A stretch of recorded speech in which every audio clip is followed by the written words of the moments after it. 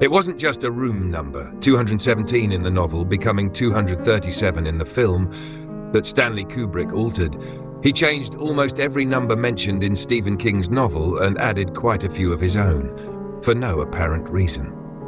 I saw The Shining during its first theatrical run in 1980 and have loved it ever since. I never imagined I would end up writing about something trivial I noticed in 1980 and kept in the back of my mind ever since. Stanley Kubrick may have somehow done something to us here. I once went to a hypnotist, and in the final session, he tried to plant a subtle suggestion that I would return to him at a later date. I feel something similar has been done to me with this film. Perhaps some form of auto-suggestion was placed in our minds that draws us back to watch it again and again. It may have something to do with what I accidentally noticed on the screen. Over the years, I remembered that Danny wore 2 sweaters with numbers on them.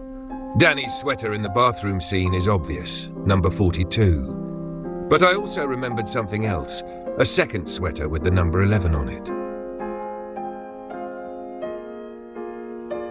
Few noticed this because it was a mistake on my part, caused by ADD.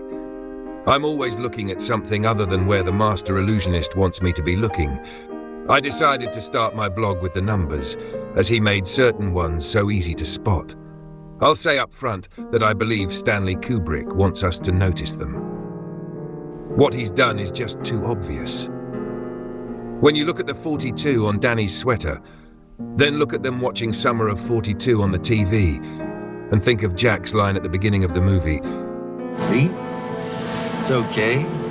We saw it on the television. It's obvious that Stanley Kubrick is gently whispering something in our ears.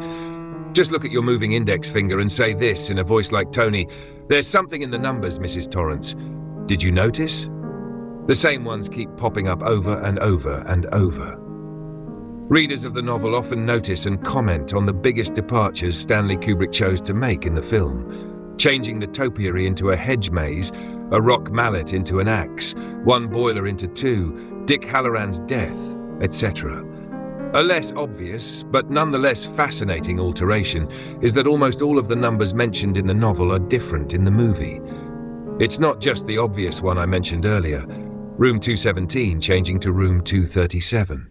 Most of them were changed for no apparent reason. Stanley Kubrick points us to the same set of mysterious numbers, beckoning us to notice them. People comment frequently on what I'm about to show you, but there are 2 camps when it comes to seeing them. For me, there are simply too many instances where they appear, and they are far too obvious. When I point them out, you'll either believe it or you won't. From the very first shot to the last, Stanley Kubrick includes far too many clear references to the same specific numbers for this to be coincidence. Everywhere you look, in major scenes of the film, through casual observation or simple math, the same set of numbers turns up in some form. 12, 24, their inverted images, 21, 42, and component numbers can be easily spotted in character actions, sounds, dates, props, possessions, time codes, shot and scene durations, and even the music we hear. Again, many of these were changed from what they were in Stephen King's novel for no apparent reason. I've focused on major occurrences in the film, and that doesn't mean other numbers can't be found in actions and props. What I'm saying is that it's clear Stanley Kubrick wants us to notice these specific numbers, and recognizing this led me to the final shot of the movie, and what I believe is part of its explanation.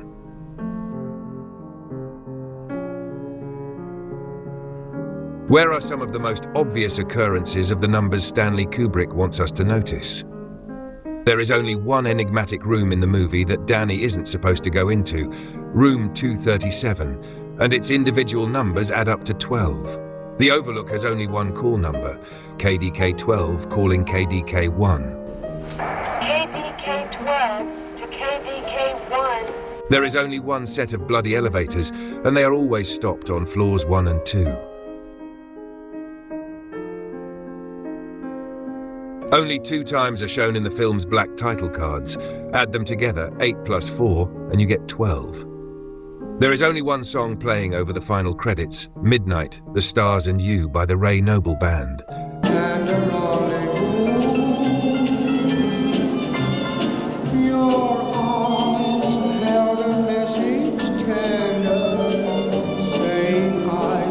And Stanley Kubrick doubled only one name from Stephen King's novel, Grady.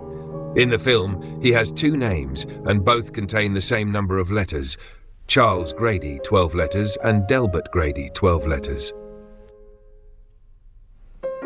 There's only one enigmatic final shot in the film, and there are 21 pictures on the wall,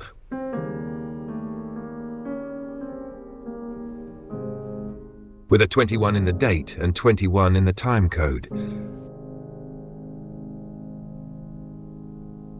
As one very astute anonymous poster noted, there are also two candles and one shadow visible on the wall. Jack works on only one novel, and Wendy stops at line 21 as she pulls the page from the carriage of his typewriter.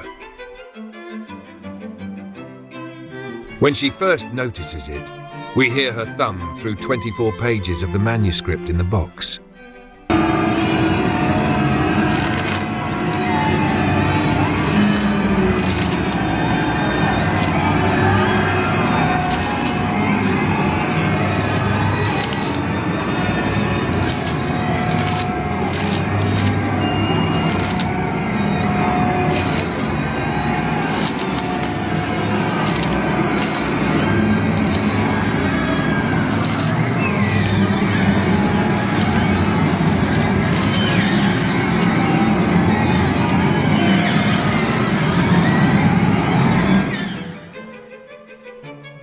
The money shot in the hedge maze is when Danny fools Jack, and there are 21 full footprints in the snow in that scene.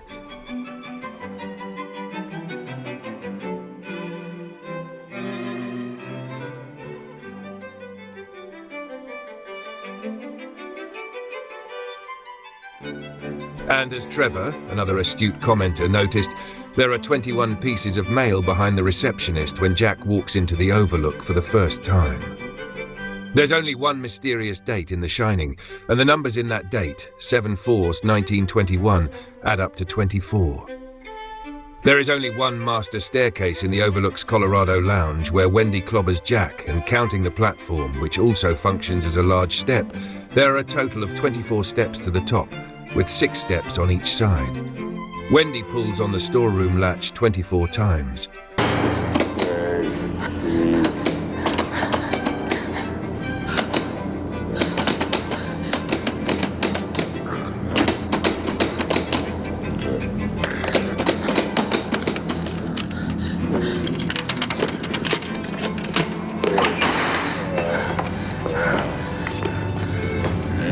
Danny's first vision of the blood pouring out of the elevator happens only once, and it lasts exactly 24 seconds, frame accurate.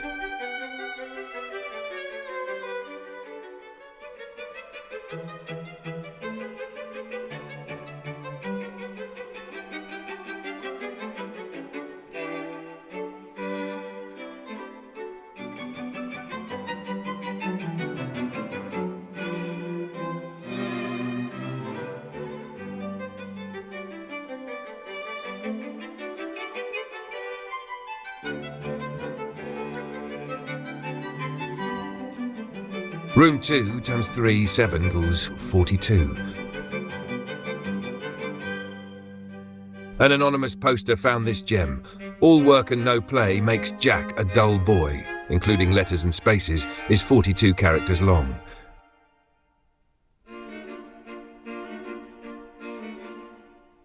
There is only one recognizable movie clip we see, and it's from Summer of 42. It also happens to be the scene at 24 minutes into that film. Danny wears the number 42 once on his t-shirt in the bathroom. Jack breaks down the apartment door with his axe only once, and it takes exactly 42 seconds, frame accurate, from the first strike to the moment he pulls the axe out before opening the door.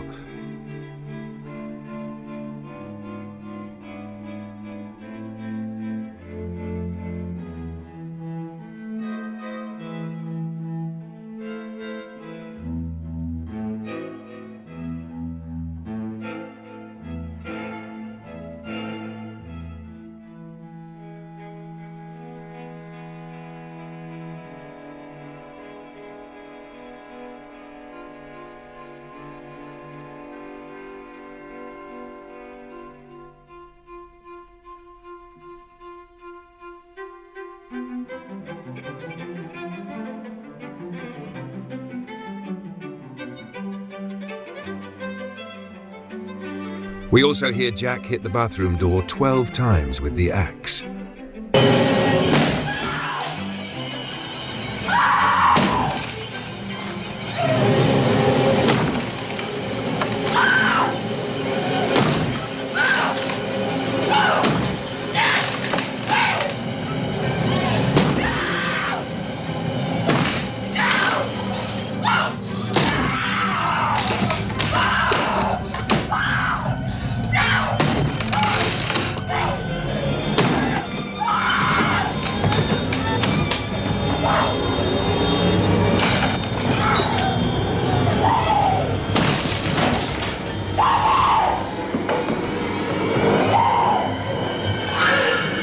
Here's Johnny!